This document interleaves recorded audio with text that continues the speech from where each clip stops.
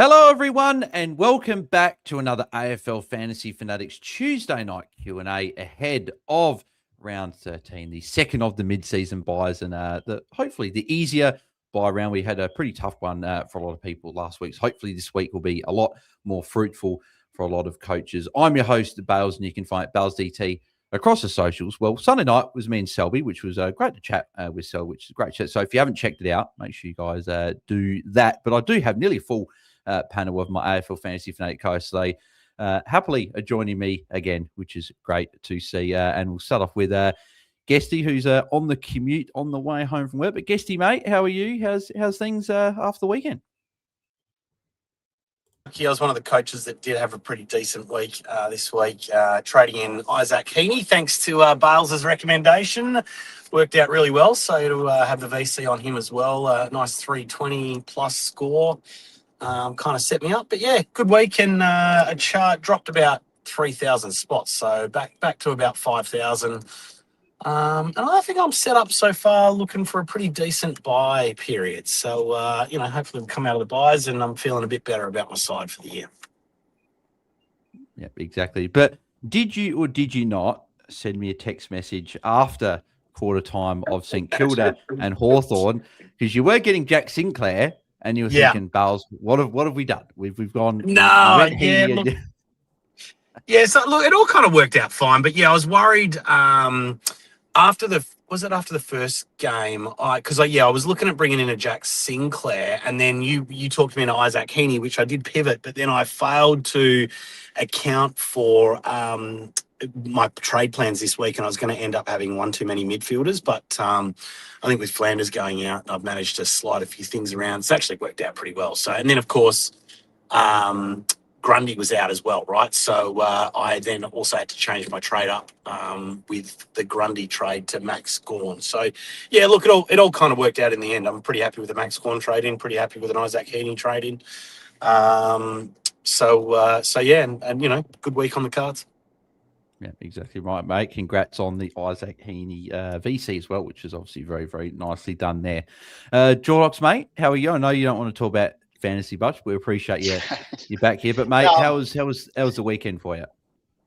Yeah, no, pretty good, man. I'm happy to talk fantasy because my rank isn't going lower. It's not really going up, but it's not getting worse. So I'll take that. I think I did all right last week. The trades were good.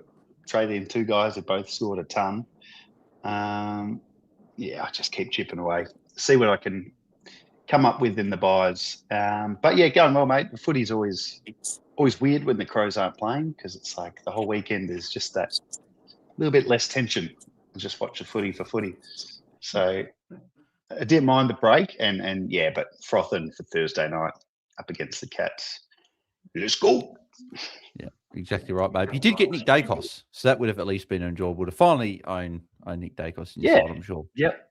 No, it went well. More of the same. Good to hear, mate. And Tom is jumping on, mate. How are you? How was the wet, wild, windy, hurricane-weathered Optus Stadium on Sunday night for another Eagles win? Yeah, it was a good turnout by the West Coast faithful to have. You can never question the West Coast fans. They show up for every game, no matter the conditions, no matter where the team's on the ladder. Yeah. Watching all the Victoria journalists saying it's going to be the lowest crowd. Well, ever. half of us do. Half of us. That's only half of the stadium. Said it's going to be the lowest crowd ever for the Eagles in the AFL, and to get 37,000, I think, was absolutely awesome. And just to see a pretty clinical Eagles performance. It gives a very poor Essendon side, but we actually look like an AFL side at the minute, which is, it's been a while. So, and it's weird. I haven't heard us being referred to as being clinical for a while, that's for sure. Yeah, no, they're building nicely, boys. They are building nicely. They got some really nice young guys. And to play against Port and probably be favourites this week is weird. Yeah, exactly right. I'm actually just are they considered favourites at the moment? No, Port are head favourites still. Obviously gamble responsibly, but $1.64 for Port, $2.27 for the Eagles. That's a pretty good underdog. Might have to take that maybe on the week. But anyway, we'll refrain from that. We'll talk about AFL Fantasy. Horrendous. We don't talk about fantasy. My team is horrendous. I'd like to say some bad decisions, but I think like my medians, I had 25 players playing this week. So I was like, oh, after the first few low scores, I was like, okay, I can absorb Flanders and Banfield, but it just kept on coming. Like the low scores just kept on. Like McInerney goes down with a 30, like, and so many below 70 scores. All you got to remember is Hull City back in the Premier League. That's all you got to remember. Yeah, bad score. That's right. Hull back. It's when Lockie Blackiston wasn't my lowest score. You just know it's been a bad week. So. No, that's all good. Hopefully a better week with some better scores. But boys, we're obviously and this is my bad week because I've got quite a few round 13 guys. So we're gonna go right. We'll go all right. We got the Giants and the Tigers on bias. Hopefully, not too many out. Obviously, you've obviously got Ash and Whitfield and maybe Callahan. Maybe some coach got Toby Green. Maybe still got Gothard on the bench there as well. And then for obviously Tigers, mainly obviously Jaiden Short if you've got him, Jack Ross, who fun enough is not funny, but it works out well for Ross owners because he's got a concussion, but he's on bye this week. So hopefully he's all good next week and will be right to play again. And obviously Rechko and Cumming missing, but we've got 4 teams coming off the bye. Obviously Adelaide, Gold Coast, North Melbourne, and Port Adelaide Guesty. So we're looking at to be bringing these guys in. So we'll quickly just whip through these 4 teams and we'll discuss who we're looking at. So Guesty, with the Crows, I imagine that Dawson is the main target. We'll touch on a rookie in a second, but your thoughts on Jordan Dawson? He's obviously got the likely Mullen/O'Connor tag with Rankin set to miss another week. Should be back next week, hopefully, Rankin. But are you still happy to launch into Dawson knowing that he's a top 4, top 6 mid? We're going to have him for the rest of the year, and okay, might go lower this week, like an 80, 70 score, but he'll hopefully repay you in the weeks leading after this. Yeah, he's high on my trading targets. Look, a little bit concerned about the tag this week.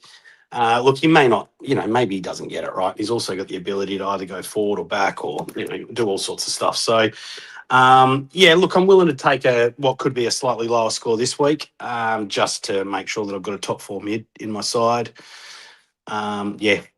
Especially considering the other options as well. I don't really like any of the other options.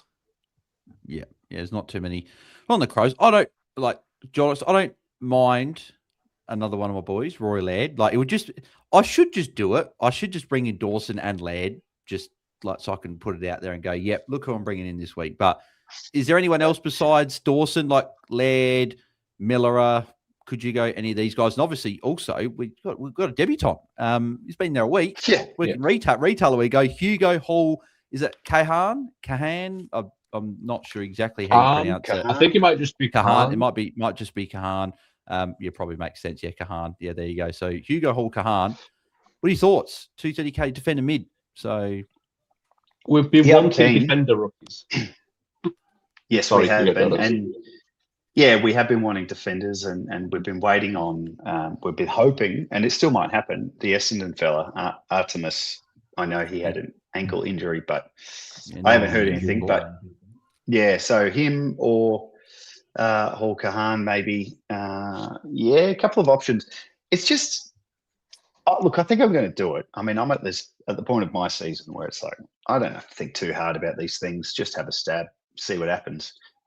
So those who are ranked higher and have to be a little bit more careful, it is a tricky one because, I mean, I didn't see him getting it named this quickly, wild. But with the coming injury, yeah, I can see him getting a run. But, if he's a little bit underwhelming and struggles against Geelong Thursday, he could just be one and done. So it's a really tricky call. What I will say about him, though, is he's been around. He was actually on Sydney's list a few years ago. Yeah. As a mid-season rookie. So this is twice drafted in the mid-season draft rather. But he was a forward for them. And then this year he started playing off halfback and got his shot. So Look, if you need a 230K, he does have DPP. The only thing is, though, if he is one and done, and that's the risk you take, at least you've got yourself a red dot. But Adelaide play a lot of Thursday night footy and early round games, so he's not the most helpful red dot. Yeah, I'm just thinking about him. It's like, well, he's been on the list for a week and he's played at the first opportunity, so he must have made a pretty big impression in the week that he's had off. And the Crows obviously have had an injury list, but it's not as big. Like Cummings is missing, and obviously Hinge will be there as well. Probably just replaces, say, like a Nankervis. But we got Keane, who will probably come in for Borlase. But besides that, there's probably not a huge amount of other guys that will force away. And so I sort of just got a bit of confidence. They brought him in, and Crows don't typically bring a guy in for a week and then drop them, or at least not from what I can remember off the top of my head. We normally give them a couple of weeks. So I sort of wonder, do they give him a couple of weeks, Tom, in the ones, and give him a couple of weeks to see what he can do? Because Geelong on a Thursday night's a bit of a tough sort of first instalment in your Adelaide career on a Thursday night that might be a little bit cold, a little bit wet potentially there as well. But are you happy to jump on him? Oh, 100%. He's in my trade plans. After Geelong this week, Adelaide do have the Bulldogs and Melbourne in the two that follow. So if we can get him for 3 weeks, he might be able to put up a 60 average, hopefully better. And at least if he gets dropped, then he's going to make some cash in that time, and could even pop a bigger score, which will only help with his job security in the side with those slightly easier matchups for halfbacks. Obviously, he's giving them something that the rest of the list doesn't have in speed off that halfback line. So I'm going there. I need a defender rookie this week, so I'm just jumping on, and I think he's better than the other options. It's interesting, guys, because in pre-season it was sort of Braden Cook or Nankervis for that halfback role, and they kind of neither got it. Cook's been wing, and he's just been so damaging forward of the 50, forward of the centre, and Nankervis just has been in and out. So yeah, I reckon if they've named him, yeah, they've got to give him a run. It'd just be stupid otherwise. Yeah, because otherwise we'd be waiting for, say, Fitzgerald, because squads don't get named until later in the round, so we're not going to know. And then Artemis Sunday night, so we're not going to get. I don't know if we get the. Do we get the? I'm sure we get the full squad Thursday night as normal, and then it gets trimmed. Does it get trimmed on Saturday? No, for Sunday night game, or is it still going to be trimmed after the Monday game? No, Monday we don't get Sunday anything. night. No, Sunday night. Sunday for, we get say Artemis. Sunday same as normal. Artemis. The same as normal. Yeah, right. Yeah, I thought so for being a late Sunday game. Friday. Yeah, so hopefully we get news of Artemis, and then you can make the call. Well, Artemis is injured. I don't know if he's going to be named. He's not in the injury report. He must not be, because he's not in the injury report. So he must be. He must have had a calf injury the last couple of weeks, but now he must be okay. So whether they bring him in straight up or not, it's going to be interesting. But for those that want to know what Hugo Hall Kahan's average was in the VFL, so he averaged 96. And 79 the last 2 years. So that's courtesy of Rowan from obviously good friend of the show, tweeted that out earlier. So it could be someone there. But Tom, just quickly, any other Crows players? Laird, Miller, anyone? Yeah, I'm quite interested in those halfbacks next week with those two nice matchups. And because I have Whitfield and Ash, who I think are going to be on everyone's lips. So I'm interested in those guys next week, but not this week. Yeah, agreed. With a potentially wet game against Geelong. Yeah, Laird's someone I am genuinely considering for next week, as maybe Lindsay and Houston going to say an Ash and a Laird. Moving over to Gold Coast, Jordox, I think it's a bit hard with all these tough matchups for Gold Coast got coming up, but I think for those that don't have Petrarca, is he probably the easy option to go from Flanders to him, even though it's a tough matchup, top 6 forward? Do you think he's just the one to go for? Yeah, I mean, it's the obvious one. And a week ago I was shopping for forwards and just wasn't interested in much of what was there. So Petrarca's the obvious one. Now he's off the bye. It's just a bit vanilla. It's just a bit beige, isn't it? I don't think he's going over 100. He'll keep doing what he's been doing. Yeah, but no, I think if anyone says I'm getting Petrarca this week, you just say, yeah, that's a good call. So I don't think it's something you need to overthink. But in saying that, I'm grabbing a forward, and I don't think it's him. So There you go. We'll find it. We'll find out later on who that forward is. I'm keen to hear what you're doing. Guesty, what are your thoughts? Is it with the tough run? Is it just Petrarca's the one we're interested in, but then like Took, Anderson, Rao, like Noble, like are these guys? Are we just like parking them for the time being with the tough run coming up? Or do you think, say, like a Anderson or Rao who are a bit cheaper, you could still possibly look towards them? Yeah, look, I think it is going to depend a little bit on how your team's looking at the moment. Like I'm, I mean, I think I've still got a Roby on field, but that's my only rookie on field. The upgrades I'm looking at now is, look, I'm headed to the top. Like I'm, top 6, top 8, top 2. That's pretty much all I'm kind of interested in right now. I have been thinking about, look, do I want to start, putting on our 23rd premium? But there's no point doing that during the buys when we've only got, 18 players. So for me, I've got a Petrarca, so he's not on my consideration list, but I think he should be a consideration in terms of, being a top 6, well, definitely probably a top 2 or 3 forward.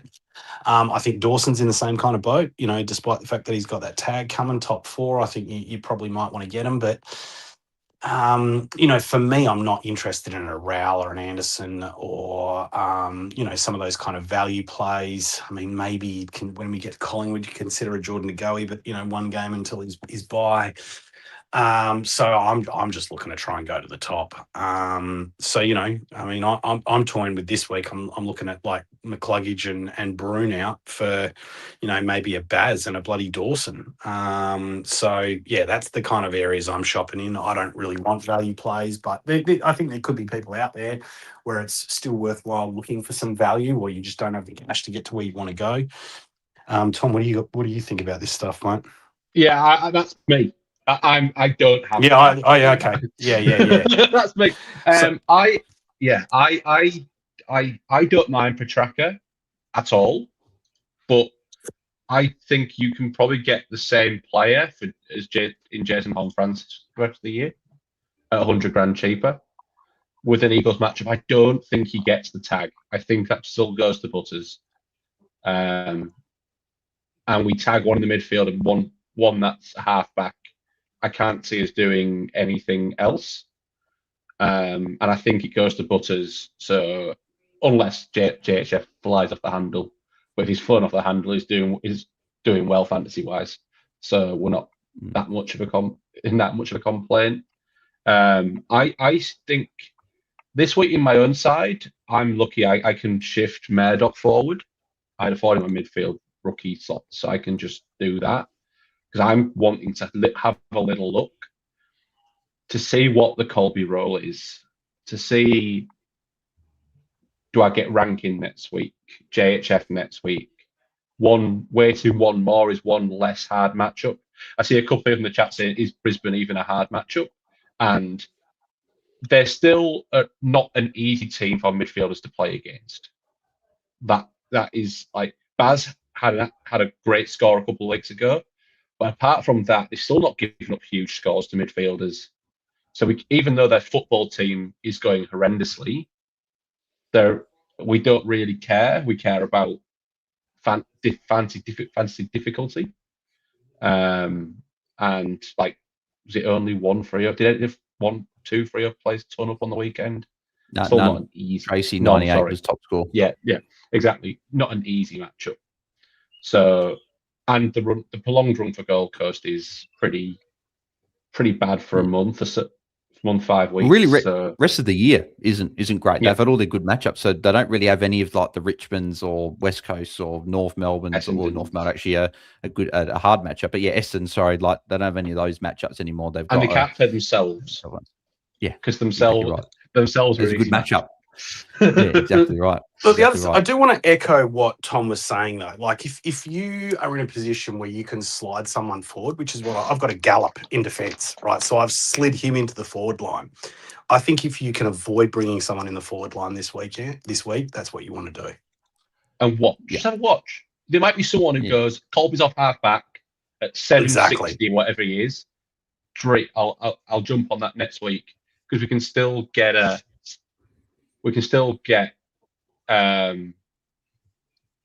these round 12 players next week. We've only really got GWS players because we don't really care about Richmond coming off. Not as a fantasy team, not as a team in general. They're good targets. Absolutely. Exactly. Just sort of say thanks, obviously, to Will, Tim, Maya, Corey there for super chats. We'll get to them very short. We'll just quickly touch on North and Port Adelaide quick before we do get to them. But Guesty, with North, obviously we talked like Colby as Tom said, but after they got Freo this week, which is a bit of a tricky matchup. But after this, their run for the next 5-6 weeks is very, very good. So we have a few options to look at. So Sheasel's the obvious one. If you don't have Sheasel, it's Flanders to Sheasel was the most obvious trade, but 99.7% of in the top 5% have got him. So everyone's got him. So we won't touch on Shees there. But like LDU, Parker, could you launch on Colby? Do you need to see Cherry if you're going into the rut? Is there any of these North players that you particularly sort of top of your list that you like the look of? Yeah, so I wasn't going to say it earlier, but Cherry would actually be my number 2 pick for the week. Although most of us probably don't have a ruck problem after Grundy and with Cameron and the last couple of weeks. So I don't know that many people will be going there, but he is, I think, a big option to bring in, especially. We know the ceiling that he can put up, and those ceiling scores are so important during the buy period. So I think he's a good option. LDU, I'm a bit on the fence about. Once again, I think I'm kind of lucky that I'm not really shopping in those areas, but I think he could potentially be an option. One of the other coaches, he might want to talk a little bit more about LDU. But just on Colby, I will say I'm in exactly the same boat as you, mate.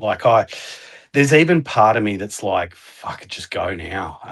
But yeah, I think we've got too many other options this week to trade in. But yeah, I am hoping that he is now back in that halfback role, and I think he is. Look, I really think the play at the moment is fading forwards. I've moved a Murdoch forward. I've got a Roby there. Currently, my F6 is Lombard, and I'm more than happy with that during the buy period. And I'm trying to get these bigger players in defence. If you look at the top 6 and top 6 defenders, top 8 mids, they're all averaging 100 plus, whereas it's more like 92 when you look at the top 6 forwards. So, and they're so hit and miss, those forwards as well. So yeah, I'm really trying to load up with those ceiling scores from the defenders and mids. Yeah, agreed. Colby's break even's 100 as well, so you just get the free look, right, and you see how he goes. And then LDU, I'm actually probably more keen on LDU in round 15, not this week, because this week's got Freo, so it's not a great matchup. Then he's got West Coast, which the way LDU's been playing lately and the way he played against Gold Coast, I imagine that Hoff will go to him in that matchup. It's a good matchup for Hoff there, so I think he'll get the bit of attention. But then Richmond, Essendon, Port Adelaide, Collingwood, Melbourne as the next run for LD after that. So I do like that. Before we move to Port, though, Tom, we need to touch on your man. I know you are looking at bringing him in this week. Luke Parker, you're pretty keen on. He's been pretty solid, and you think he can go well over this period. Yeah, I mean, at the minute, I currently have LDU in as well. So I'm going all in on this run. But that's because my team's rubbish and I don't have any cash. But Luke Parker, do I think Luke Parker is a top 6 defender? No, he isn't. Do I think he can get very close to them over the next 6 weeks? I think he can. I think he can average, if it goes really well, I think he could push 100 for the next 6 to 8 weeks. That run is absolutely gorgeous. It's probably the best run of any position we'll see all year. And I kind of want to have a piece of that. I think Luke Parker is the safest of the variety of halfbacks I could pick from North. And it's a play for a position where I'm chasing. I don't have the cash. I could go, or I'll just go and get Baz and Nick and have rookies on field. But no, I'm going to try and go more mid-price. He's priced at about 92. That's what he's averaged this year. I don't see him going less than that. And if he's my D6 come the end of the buys, I'm not going to complain. So it's a bit of a cheaper price point. I think I feel like that's a safer play than going for someone who still has the bye or someone who we're just not quite sure on in the forward line. Yeah, I like it. I do like it. And then Port to finish us off, Jordox. Obviously, Butters, for those that don't own him. There's still a few coaches that don't have him, but he's pretty popular. So if you don't have him, I think he's a pretty good option, even though he might get some attention. But we have seen he's been pretty good at handling attention for a lot of this year, which has been good to see. But from Port, I guess, Jason Francis being probably the next big one there is the option for Flanders for, I guess, those who've got Petrarchi, someone I'm looking at potentially bringing in this week. What are your thoughts on JHF, the Hornbag, as a forward option for us? Yeah, it's interesting because I actually jumped on him a month ago, Horn Francis. So that was a nice score from him before the bye. I have been surprised that there's lots of talk about people jumping on. I mean, it's so interesting. His last 6 scores have either been 60-something or 120-something. So it's like, okay. Good average. Yeah, well, 90. Average 90, yeah. But, yeah, it's sort of like I can't work out why he's having these big games and small games. So, looking at the 3, just quickly, Jordox, the 3, the reason I think he scored 60, if you look at the 3 matchups, because people are just going, he scored 360s and so not as good. But I looked at these and you look at the matchups, right? So Adelaide, we know that the showdowns aren't really ever high-scoring fantasy games unless one team blows another out of the water, which doesn't typically happen a lot of the time. Then he had the Bulldogs, which is a red matchup for midfielders, so it's not a good matchup.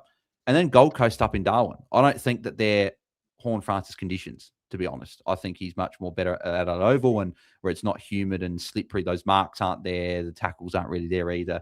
So I think that's probably a little bit of a reason why they were lower. That's probably just sort of how I think of it. Rumham was Rumham, someone wrote, it's in the marks. It's the marks in the comments. So it's a good point. Yeah. The marks.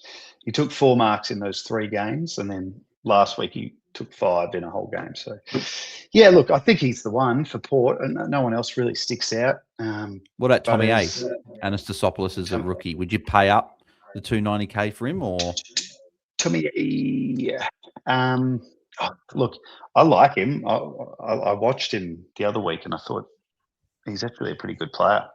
Don't know, man. I think with all these mid-season dudes we're going to get, I just don't know if I'd be paying up for someone like that unless I really thought he was going to hit some 80s or whatnot. So you could. I like him, but I just think we're going to get cheaper and better options. I think I agree. I think he was one of 2 players in the previous game for Port that had a negative player rating, which I didn't know that was possible. But apparently he got negative player rating, so you wondered, like, is he going to be there? Buy, reset. So and he did. I think he had like a 30-point quarter or 28-point quarter against Gold Coast, and he only scored a 50. So he can have a good quarter, but then he can go missing for the rest of the game. So I think, with the 230K guys we're going to get now, we've got obviously Hugo coming in for the Crows this week. We've got Artemis at some point. Fitzgerald will play at some point. Herbert will play for the Eagles at some point as well. So we'll get a few of these guys. So I agree. I think we'll look at those ones there. We do have a couple of super chats, which we'll get to now. So apologies for those that put them in earlier. But Will has got the first super chat. Thank you, mate. I'll go to Guesty for this one. He's asking about have 497K in the bank. So he's cashing up and he's looking to spend it. So he's looking at going Flanders to Baz, coming down to either Anastasopoulos or a mid-season rookie, and then go Lindsay up to Sinclair. What are your thoughts? Also, side question we'll touch on after. But Guesty, what are your thoughts on Flanders to Baz coming to Tommy A, and then or mid-season rookie, and then Lindsay up to Sinclair? So, firstly, I do like both your trade-ins. So I've looked to bring in both Sinclair and Baz this week. The only thing I'd say is this. I don't look, I mean, old school thinking is, we don't bring a player with a bye to come. But, that's before we had 5 bye rounds and 17 trains to navigate that period, right? So I think at this particular stage, I think you can still get away with trading in a round 16 or maybe even a round 15 player. I do like your 2 players that you've chosen, but I would be hedging my bets and not bringing both of them in because they're both round 16 buy players, right? So I would that's why I'm looking at either, and my trading options this week are either a Dawson and a Sinclair or a Dawson and a Baz. I think I'm going to go Baz just because I've got the cash to do it, and it's not really going to fuck up my trade plans for next week. So I think, once again, during these buy periods, these are the times where you want to be jumping on these top dogs, because you're not going to be able to trade your way there with two trades in a normal round, like a rookie down and a primo ups. You're just not going to be able to get that high. So that's what I like to use these buy rounds for, is getting in those kind of higher priced players. But yeah, I just wouldn't be going both round 16 players. So, maybe a Dawson, I don't know, Cherry, if that's an option for you, a Petrarca if you haven't got him, maybe a JHF, and then either a Baz or a Sinclair. That's how I'd kind of be thinking about it. Yeah, I'd probably even hold off the Lindsay trade for a week and Lindsay to Ash next week. It's probably the way I'd go. Or Whitfield, if you don't have Whitfield, I'd probably go to one of those guys. Maybe do another trade this week, Will, and then you look at Lindsay up to a Ash next week, or you could go Tom's mate Luke Parker, who's got a good run coming. If you want to go, that one instead. If you've got, the Luke Parker play is probably for the coaches with 5-figure ranks who want to have a punt, like me. Yeah, exactly right. Tim has got a super chat. Thank you, mate. So Jordox, he's asking, looking at Petrarca, Dawson, and De Goey in for Brun, Flanders, and Chad Warner. Must be a bit frustrated by Chad Warner. What are your thoughts on Petrarca, Dawson, and then De Goey? He's got his bye next week, but he's been in some ripping form of late. Where's the question, Bales? Don't you usually... Oh, hang on. Oh, yeah, sorry. No, sorry, forgot to put it up there. You. Yeah, there you go. So Petrarca, Dawson, De Goey in for Brun, Flanders, Warner. All right, do I go Petrarca, Dawson, De Goey in for Brun, Flanders, Warner? So instead of Warner, out to downgrade instead. Just watch Warner's. Hasn't Warner's CBA spiked? Well, they've been okay, but he went the 120 on the weekend, so I probably wouldn't trade. I've actually forgot. I actually didn't see that bit at the end there. No, I probably wouldn't trade Warner. If you're looking at that, Tim, I'd probably just do to Brun to Dawson, Flanders to Petrarca, and then you go probably downgrade. I'd probably say is what he was probably asking there, Jordox. Is that what you probably do? And then just get De Goey post the buy, or would you go De Goey over Petrarca? How much is he now? Let me have a look. 848. 848. I'd be more comfortable getting Petrarca, but geez, he's looking good to go. I think you probably wait a week. You go up 40K. He's got his buy you next for week, one more week, then you wait for the buy, and then you get him after. Yeah. Still on Warner till his buy, I reckon. Yep. Agreed. Maya has got this super chat. Thank you very much. Tom is asking about thoughts on Dawson, Nick Dacos, and Hall Kahan in for Flanders, Retchcone, Jack Steele. Light on the round 14 by only have Walsh, Murphy Reed, Jagger, and Ison. Don't like any of the round 12 value plays. So what are your thoughts on those three trades? Absolutely fine. Yep. Tick. Yep. Like, well. The only thing I would say is it's about round 14, but you said you're light and you only have kind of 1.5 players you care about in 1.5 of Murphy Reed. Like you prefer Murphy Reed, but a rookie can get within hopefully 20 points. So yeah, I'm happy with that. That's a tip for me. Yep, I'm ticking it as well. Still can go. Yeah, exactly. He hasn't done that since round 5. I think it was. It's been a long, long time. He always finds a way to get an 80. So, boys, I actually, I don't know if you've already put up your super chat, but I did put it up. But we'll touch on Corey's in a sec, but go ahead, Guesty. Well, yeah, look, so, every pod this week has talked about who's trading in. I haven't heard a single pod really talk about who we're trading out. And I actually think that's probably one of the more important conversations for this week. So yeah, not that I have any set or particular thoughts about it, but yeah, do we want to talk about that? Yeah. I mean, it's a big part of this week, right? We only got two teams on the bye, so we're most of us are going to be playing with a full boat. So we've got the ability to move out players. So what sort of ranking should people be looking at moving out players? I think is, would be really helpful for a lot of coaches out there, certainly for me. Well, I think the three mids and Corey. I'll just take your super chat off the screen for 2 seconds. We'll touch on this, and then we'll come back to you, Corey. So we're not going to forget about you. I think the big three, Tom, is Tanner Bruhn, Hugh McCluggage, and Jack Steele. They're the three that we're looking at, right? I'll probably land on Tanner Bruhn out first, with the role not certain, and it changes every quarter, not just every week, every quarter. But do you have differing thoughts? Is Tanner Bruhn first? Because they're probably the common three people. Like, well, I want to get these guys out first. Yeah, I think it's pretty close between Bruhn and McCluggage for me. Just because McCluggage is dropping cash like a stone, he's effectively a rookie now. Like break even at 116. His last three average is 57. Last five is 75. Yeah. So we got that one wrong. Yeah. So he does have Gold Coast and Richmond, but he has Gold Coast and Richmond, and I think if you are, I'm not trading him. So I think if he ends, my plan is to hopefully have him as kind of a 23rd. And I think people might want him as a 23rd. If they turn it around, he's going to be in a lot of teams. So I only lose cash when I trade him out. So if I don't trade him out, I've not lost any cash. It's just he's just in my side. So I'm holding that and trading Bruhn because I see, and this might be wrongly see, and using past years as he averaged 100 last year, right?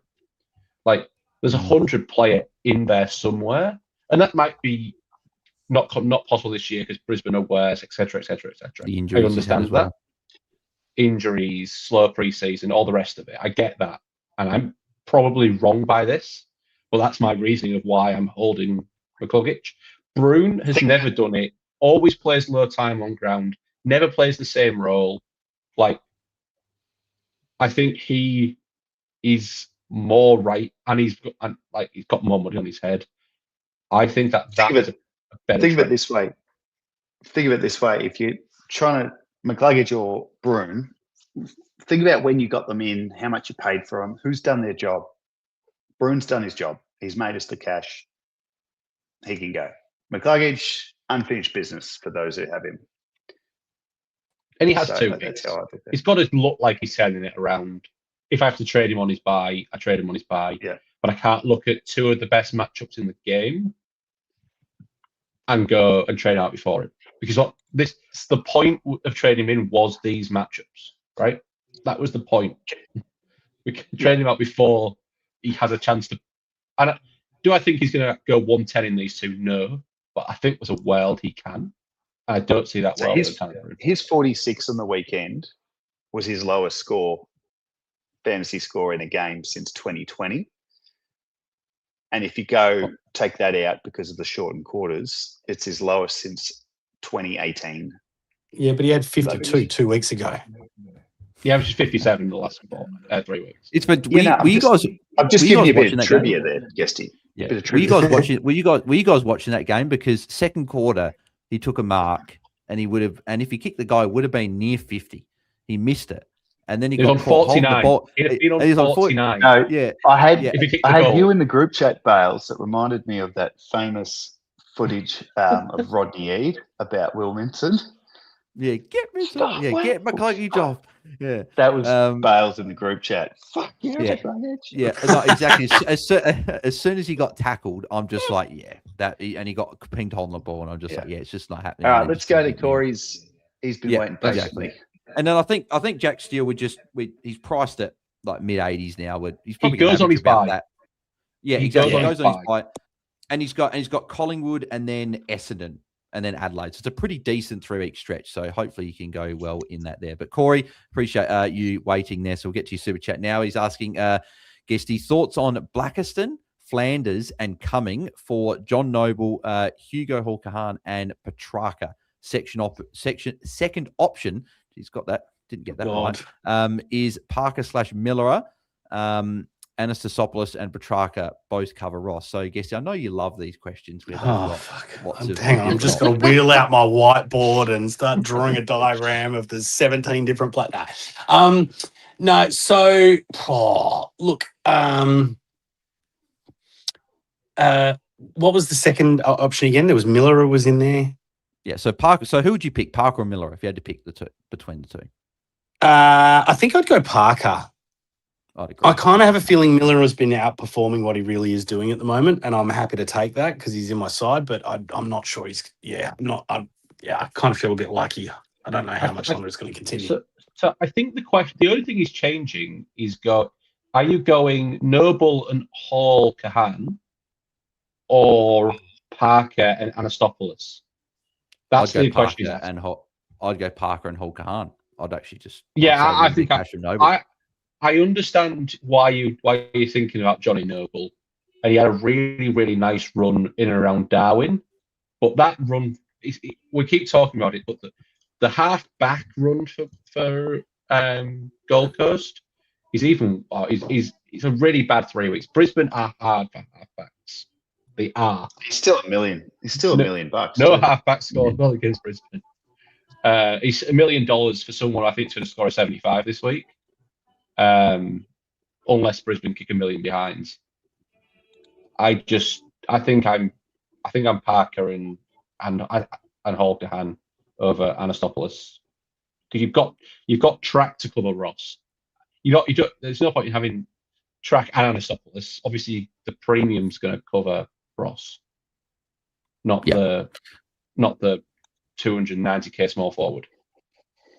Yeah, he's going to go 90 now. I've said it. It's going 90. But I was thinking that as well. He's probably going to go really well that you said that now. So, yeah, get Tommy A in this week. Next super chat. Tim was just saying, Tom, can you have a look at his team? But Tim, it's just hard to do team reviews during the pod because we just got to get to other questions. But appreciate the super chat, Tom. If you want to have a quick little team and give your quick thoughts there. But we just try and tend to stay away from the team reviews. I didn't have time, mate. Sorry.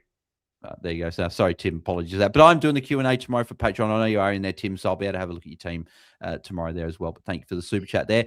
Jack's got a super chat. Thank you, mate. I'll go to Jordox for this one. He's asking about Flanders to DeGoey, Rechko to Hall Kahan, and then Brun to Dacos or Heaney. So what are your thoughts on those trades? You ticking those off? Yeah, no, tick them all off. I just have this feeling about DeGoey, and I might just be stubborn because I almost poo-pooed the trade a few weeks ago, and he's just been flourishing. I foresee missing this DeGoey. But no, all those trades make sense, Jack. I mean, I'd go Dacos over Heaney though. Personally. I had this chat with shout out to Jesse from Contest Fantasy Footy Show. I jumped on their pod that was up this morning. We had this session on Heaney was great last week, but St Kilda, Ross the boss. Windhager will be going there this week, or Stocker, because Stocker did a good job on Petrarca when they did, but they're going to do exactly what they did with Petrarca. It's going to be one of those two, or Garcia, or all three. I wouldn't put it past Ross to just say all three. You stop at Heaney the same time and stop him, so we hopefully we can get the job done. But I'm Dacos definitely this week there, but Heaney going to be a top 8 mid though, so I think post buy I think he's a good target, but I just wouldn't be going there this week. But yeah, Jack ticks from us. Now, Tom, bit of a unique here name from Rummum, so I appreciate the super chat, Rummum. But Billy Wilson, watch him. He looks hungry. I feel like he could be an 80s guy with a great run. XE downgrade, but Newman possibly injured also. So yes, there was a bit of news that Newman with a finger surgery today, so it was a slight flag on the game this week. I think if you own Newman, you hold, because if he's out only this week, it's a buy next week and you get him back the week after. Or you could trade if you don't think he's top 6. But what are your thoughts on Billy Wilson there, Tom? Billy Wilson, right. I know he's got Essendon. So he's got Essendon this week.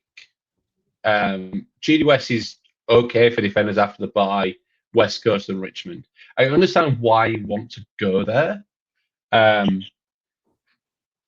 You're paying $5.13, so you're not really gaining cash from that downgrade, and you need him to average 80 to make the cash of a basement rookie, and do that for 6 weeks. I personally don't think he's good enough to do it, but I might be very wrong. Yeah, pick him up in your draft. I think picking off of your waivers, that's probably one to look at. But I much prefer 5 weeks ago banking the I'm banking the 300k, and I was wrong. I said no 3 weeks ago, and it was 400k, and I was Would have wrong. been a good I'll pick, quite happily say I was wrong. He's done well. But he's a outside player who plays for Carlton, much like my friend Dana Finn. So I'm going to stick with no. Yeah, shout out to all I'd those much rather- AFLW fantasy players. We'll know what Tom is talking about there. So hopefully you know what it is. If you know, you know, one of those ones. But yeah, I just don't think it's this time of year where, as Guesty said, like we're looking for the top 8, top 6 in their position, or guys that can match it with them that are a little bit of value. I think Wilson just an awkward price now where unless your team value is really down and you need someone to score solid at D6 for a few weeks and you need that cash gen, I just think that it's just not quite the time of the year, unfortunately. If this, as I said, if this was a couple months ago, we would have been probably still on this pick and you could go there. But I just think it's probably not quite the time of the year. But don't mind thinking though there, Rumham. We'll answer some more questions. So if you guys just have a question, check at the bottom of the chat and we'll answer this. But Josh, I thought I'd just touch on this one from Sean because I thought it's a good question. So he's asking, with Rankin now listed as 1 week, is he up worth the hold? Or are there concerns he doesn't slot into the same midfield role coming off a second injury this season? Discussion point. I thought we'd definitely touch on this because he's listed, I think since TBC on the injury report, but I think they have sort of said that he looks like he'll be back next week. So if he held last week, do you just hold for 1 more week, considering he's a forward? We don't want to trade in any other forwards. Do we just go cover him with a rookie this week? There's only 2 teams on bye and have him next week, hopefully, and might be a bit of a pod for you. Yeah, I think you can. Particularly with what he was doing before his injury. And there's obviously no guarantee that he just comes back and resumes. And he might even see less midfield time as he eases back in and the like. But no, I think if you've held this long, I've got a good feeling he will be back next week. So, I think you can hold him. Yeah, I'd be probably leaning towards holding because he's a forward. Apex Mex, Tom has asked about, hi boys, what are your thoughts on Flanders to off? I was going to say Flanders McCluggage. I was like, I wouldn't be trading McCluggage. But he's going Flanders, McCluggage, and Blamires to Tuke Miller, Herbert if he plays, and Luke Parker. Yeah, so any Herbert really would, a 2 DK rookie. Could be Holcahan is, and you just like Herbert. I very much doubt will play this week. In the quote has basically said we're going to have another week in the waffle. We're winning, so I don't think it's going to change anything too drastic. The trade, though, Miller is an interesting one. I thought I'd be keener than what I would be. He's been a bit underwhelming. Role isn't great. Tough run. Hasn't turned up for a while. Hasn't turned up for a few weeks. I understand. Will Haywood is an interesting one. Like, I'd say good last 3 average, but he's priced at 766k now. Has a buy next week. Is a draft. I just think he's priced at 80. He's just too expensive for me. But yeah, I think there's guys who you can get who are more likely to average more. I don't see much more than 80 for a prolonged period. But that role is quite good. It's quite high, half forward role.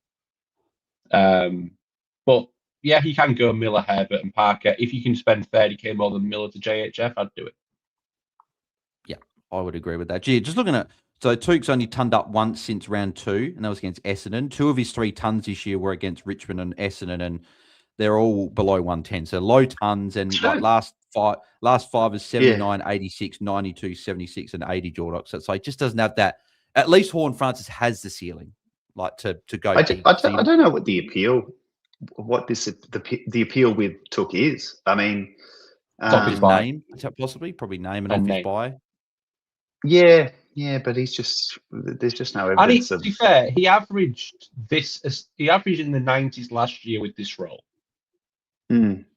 So he has scored in this role in the past, but the run, if he had a good run, I'd be very keen. But he's got horror run, and he's not shown much this year, so it's a no from me. Yeah, he's a good price. I'll give him that. But I just think there's others around the mark. Yeah, I'd agree with that as well.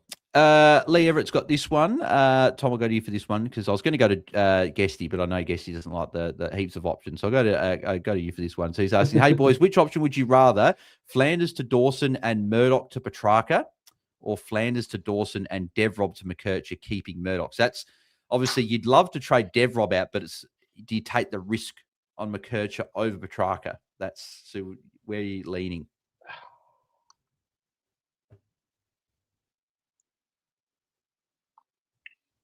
Yeah, I don't know about McKercher. What are we thinking there? Like I'm close to What we trading think- him out last couple So of weeks. what we're thinking there is how good, and this is a question for all the boys, how good do we think Milan Murdoch is? In bloody what good. context? Yeah. As in, what do you think he's going to average? Like, 70, he averages 81 this year. 75, 70, Mhm. 75 probably, you'd say? He around averages there? 81. Is that you're just trading in McKercher? Is that just sideways? Yeah, I don't see it as a massive upgrade unless someone can tell me. Oh, the upgrade you're doing Murdoch to McKercher. Petrarca. So you're doing Yeah. Murdoch to Petrarca. I assume. So I think the question you're asking though is the Zerha experiment looks over. He went back to halfback for the last half of that last game that they played, and I guess what we're assuming is that considering the change was made with his role at the same time last year, potentially it's going to happen again. So and if Kirch is in that halfback role, then he's probably going to score a 95, which makes him potentially a top 6 forward. But we've only seen half a game of it. Things are pointing in that direction, but we don't know yet. And he's got 100 break even, so you can wait. Do you know what I would do, Lee? I'll tell you exactly what I'd do in your situation. I would do Dev Rob to Tommy A, cash up for next week, have 500k in the bank, and go bang on your trades next week. Get Whitfield, Ash, Petrarca if he goes well, JHF, whoever goes well, you can be able to afford with 2 upgrades. He's trading Flanders though. That's the only thing. If he's trading Flanders, he's got to get a forward. Yeah, but Tommy A. Just get Tommy A. Just go Flanders down. Just go, Flanders down, Dev Rob up. Yeah, Dev Rob next week. What you're saying is he's doing Flanders to he's doing Flanders to Dawson, so he has the trades. He just needs to get a forward in. Oh, yeah, which could be Tommy A. Yeah, my bad. Which is just Tommy A. Yeah, I'd agree with what you said. Never mind what I said. Yeah. So it's double down and then do Flanders up, and then go bang next week. I think. I don't like trading Murdoch to Petrarca. I think they could score quite similar this week. Yeah, agreed. Finger Coils got this one to Guesty. I will go after you for this one because I think I know what your thoughts are. Thoughts on Flanders to Sheasel? Or would you go someone else from Finger Coils? I think that's pretty easy trade. Sheasel is definitely the number one, I would say, if you don't have him to bring in this week. Yeah, exactly. Number 1 forward by a fair distance. So, but Guesty, I will go to you back for this one because that was a pretty easy one there. So Rippo's got this one. So he's looking at going Blamise to Hulkahan, Brun to Baz, and then Flanders to Dawson or Petrarca. So I think you're going to like those as well. Yeah, they're basically my trades to Dawson instead of Petrarca. So yeah, I'm a big tick on those trades. Yeah, agreed. Like that one. Now, next Bales, question. Yeah. Before we run out of time, I'm waiting for a question about my boy. And okay, so question from Jordox 2020. He's asking, what are your thoughts on Sam Berry? Jordox, what are your thoughts on Sam? No, I've already got him, Buzz. No. All this talk about forwards, and I haven't heard this name once. I've seen it in the chat, so there's others onto it. But yeah, Riley Sanders for me is such you an gone easy that pick. way. I thought you just asked him for your boy Sam Berry. Okay, well no, Riley Sanders. Yeah, let's talk. Why would I ask about Sam Berry? So Sanders, if you remember last Tuesday, I was pretty hot, and in the end, I just went with McAndrew to Darcy Cameron. It just made too much sense not to. But this week, I'll bring in Sanders. I mean, he's gone 3 tons in a row, and I don't mind his buy. He's unique. He's under 900k still, 872. And yeah, I'm just surprised, like versus a Took Miller type, around that price, even Horn Francis. I think he's comparable. What do you boys think? Well, if you take out that 48 that he had in round, was it round 1, which I think we can clearly see is normal. He even had a 68 in round 2. So even if you remove both of those two scores from his average, so since round 2, he's averaged 94.9. So it's right up there. I guess it's just around 16 by Tom. If you got Cozzy already, do you bring him in as well? But with the forwards, probably it's a lot easier to cover with a rookie score. Yeah, I'm probably less hot. I just don't see that role sticking for the remainder of the year as good as it is. Great now, but you're bringing a guy before the bye. I just think there's forwards on the bye that are going to be comparable at a comparable price. I think JHF is going to be a comparable forward at a comparable price, and he plays one more week over the next 4. Why don't you think the role's going to stick? Players coming back to the Bulldogs. I think he's first out. Bont's not moving. Liver fit, he goes straight into that midfield. Richard isn't moving. Kennedy is going to have a piece of that pie. Trelaw's getting fitter, is going to have a piece of that pie. I just think there's mouths there, and I think he's still going to be good, but over the next 4 weeks, he is going to have to be 10 points a week better than Corn Francis to make up for the fact he's not playing in that 4th week. Yeah, I don't know. I disagree. I think he's in the middle if now. It's 90, 90, 90, he's got to go 100, 100, 100 and pray the guy the rookie who covers him gets a 70, which is a Lombard. Or a Tommy A or a Banfield, which I just don't think that.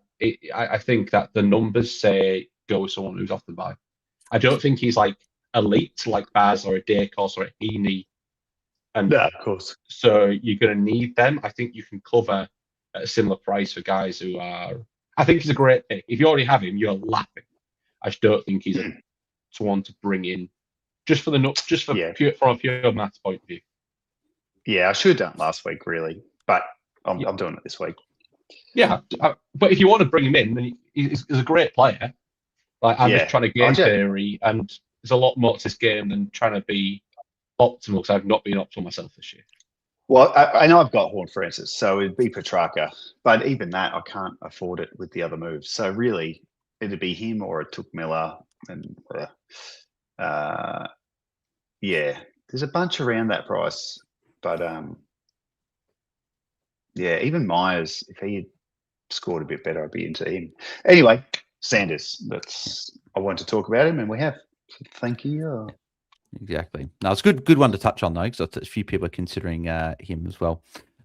Just a couple more questions before we do wrap up, because we're nearly at the hour mark there, so we'll do probably 2 more questions and we will wrap up. So we do have one here from Liam Marks, which I'll answer this one because this is something I did consider. He's like, g'day, fellas. Can you go an Ash, Whitfield, Finn Callahan on their bye instead of a Petrarca or Dawson? I have no one on the round 13 bye, and blokes like Blamires, Marshall can go instead of Rochelle and Cook. So I consider this for a brief moment, but I'll just use Dawson as the example, right? So Dawson's going to cop the tag that we suspect from a Mullen or an O'Connor.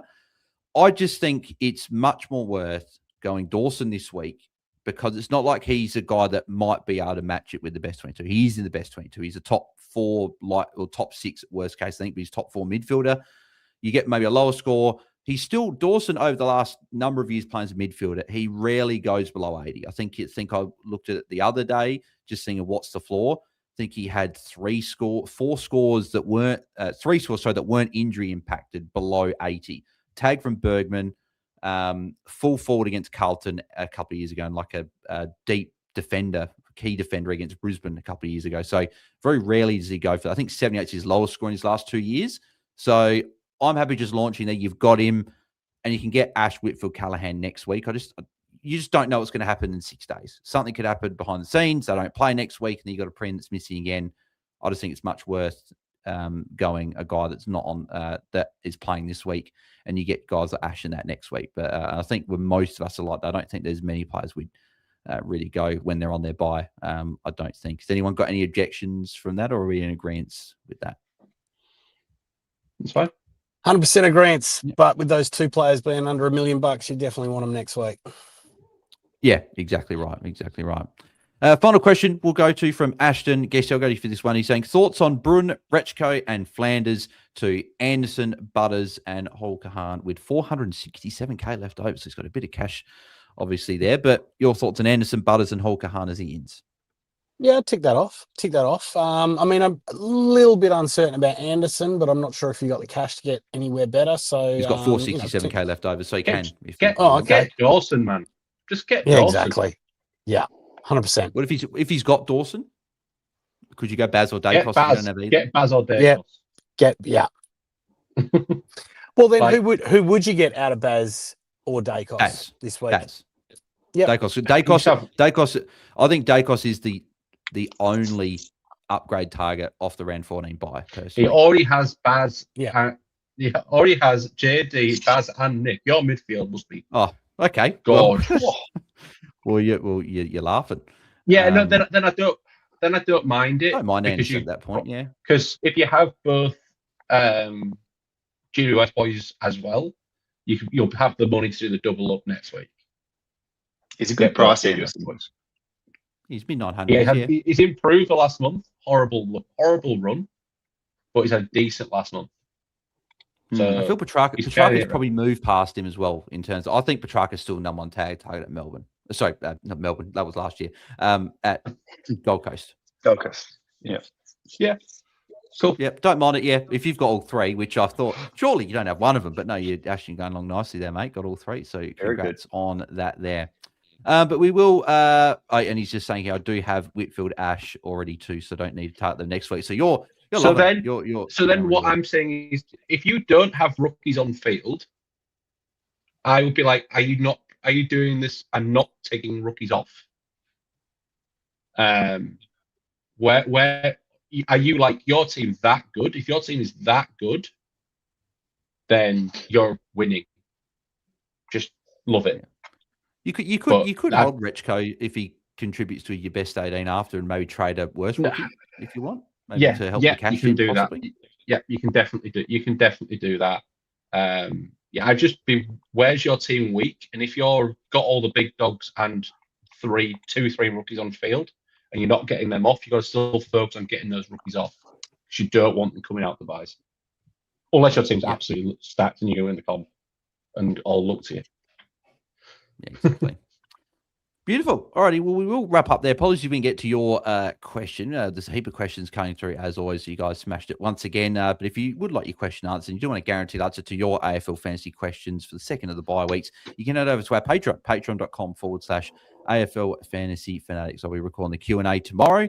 And Sue Fanatics, you get a team review every single week, so I can review your team before the round if you'd like to do that as well. Or you can just head to Ask Me on Q. There are links in the description for both those if you'd like to check that out there as well. And also thanks to our sponsor for the season, Game Day Squad. If you guys do want to jump over to Game Day Squad, it's good fun. If your AFL fantasy team is not doing too great, head over to Game Day Squad and play another format of AFL fantasy, and you can win weekly prizes. And as I always say, it is the ultimate dynasty platform there. So use the code BAILSDT at sign up, get some free packs, and get your Game Day Squad journey started. So gamedaysquad.com.au is where you can go and register your team there. But boys, we will go through our trades and what we're thinking of doing this week. So Tom, I'll go to you first. What are you currently thinking of doing with your trades for round 13? Yeah, I'm in my rabble of a team, but I'm currently doing Flanders, Marshall, and Rechko out for Holkahan, LDU, and Luke Parker up the Roos. Roo ball is go. Well, you're going to be saying that next week in Eagles? Fantasy-wise, 100%. I'll get 150. I like that one. Beautifully done, mate. Jordox, what are you looking to do with your trades this week? At the minute, I've gone Flanders, Bruin, Rechko out for Bailey Smith, Sanders, and Holkahan. So got Dacos last week, Baslenka this week, getting some points in that midfield. Yeah, nicely done, mate. You can enjoy having Baz and Dacos in your side this week. Guesty, what are you going to do with your trades this week? Yeah, so Flanders, McCluggage, and Brune out, and I'll be bringing in Tommy A, and then Jordan Dawson and Baz Smith. Yeah, beautiful. Love it. Getting a couple of big ins there. I was hoping you were going to say you're trading Bruin, Rechko, and Flanders, because I was going to say that all four of us be trading those three, because I'm trading Bruin, God, I just had a mental blank. Who was I trading out? Bruin, Flanders, and oh my God, I've lost the plot. Rechko. Bruin, Flanders, Rechko. Bloody hell, what was that? That was unbelievable. I'm tired. I've had a big day at work. So, yeah, we need to wrap up the pod. But, yeah, Flanders, Bruin, and Rechko are going for Hall Kahan, Horn, Francis, and Dawson. I've tossed up. I could go Gallup in the forward line and go a defender, but I want to watch like Laird Parker for this week, see if I want to go one of those guys. I can get Colby at D6, worst case, there, or F6 next week for say, Murdoch. So, yeah, I'm going Horn, Francis, and Dawson. This is the week. Finally, I've waited 13 weeks to get him in. I finally got him in. So it's a good day at Bales Nails. But we will wrap up there. But thanks everyone for tuning in as always. Tom, where can the Pill find you across the socials and your team name for folks? You can find me on X at Tom_Hales_. Beautiful. Thank you, mate. Jordox, mate, where can the Pill find you across the socials? Your pod as well, Finders Keepers, and your team name for foes. Yep, so I'm on X at Jordox 2020 and Finders Keepers, the Keeper League podcast that I've started last year. You can find that on X at Find Keep AFL, and the podcast is on Spotify and Apple Podcasts. And my team name is Leather Poisoned. If you want to chuck me into your foes and have a good laugh every Sunday night at Jordox's expense, go ahead and do that. Oh, mate, hopefully big back half of the season for you, mate. And Guesty, where can the Pill find you across socials and your team name for foes? Guesty's Gerbils at Tim Guest AU on all the social pipes. Beautiful. And you can find me at Bales Nails. You can find me at BAILSDT across the socials. My team name is Bales Nails, and you can find us at AFL Fantasy Fans on X. I'm absolutely in shambles. I don't know what's going on.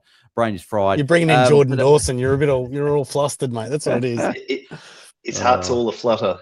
Yeah, exactly right. But yes, no, we are done for another Q&A. We'll be back on Friday, though, for our pre-lockout chat, as always, 6 p.m. Eastern, 4 p.m. per time, answering more of your questions ahead of Friday night footy. But good luck with your trades this week. Good luck with your captains and everything like that. Hope you guys have another good week in round 13, or respond after a lower one last week.